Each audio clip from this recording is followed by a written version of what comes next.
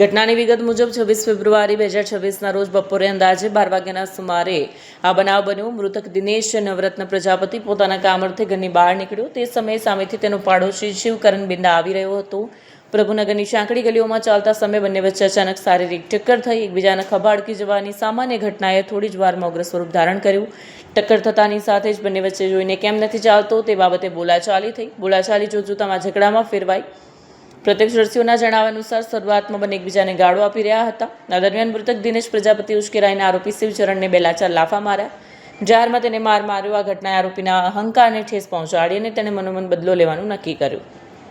જારમાં મારેલો માર શિવચરણ સહન ન કરી શક્યો. તે ત્યાંથી જતો રહ્યો, પરંતુ તેના મનમાં બદલો લેવાની આગ સળગી રહી હતી. દિનેશ જ્યારે પ્રભુનગર મકાન નંબર 217 પાસે આવેલી અરવિંદ કિરાણાની ચાલ પાસેની ગલીમાં એકલો હતો ત્યારે શિવચરણ ત્યાં ધસી આવ્યો.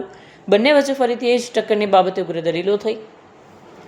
સામાન્ય બોલાચાલી દરમિયાન અચાનક શિવચરણે પોતાના ખિસ્સામાંથી તીક્ષ્ણ હથિયાર કાઢ્યું. દિનેશ કંઈ સમજે તે પહેલાં જ શિવચરણે તેના ગળાના નીચેના ભાગે અને છાતીના બરાબર વચ્ચેના ભાગમાં જોરદાર ઘા ઝીક્યા.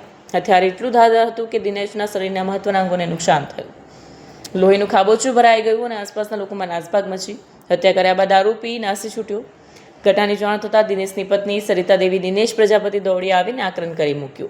પોલીસે મૃતદેહને પીએમ અર્થે હોસ્પિટલ ખસેડ્યો અને પત્નીની ફરિયાદના આધારે હત્યાનો ગુનો નોંધ્યો. યોજના પીઆઈના માર્ગદર્શન હેઠળ અલગ અલગ ટીમો બનાવવામાં આવી હતી અને સીસીટીવી ફૂટેજ તપાસવામાં આવ્યા હતા. ટેકનિકલ સર્વેલન્સ અને બાતમીદારોની મદદથી પોલીસે ગણતરીના કલાકોમાં જ આરોપી શિવકરણ બિંદાને તેના સંતાનના સ્થળેથી દબોચી લીધો.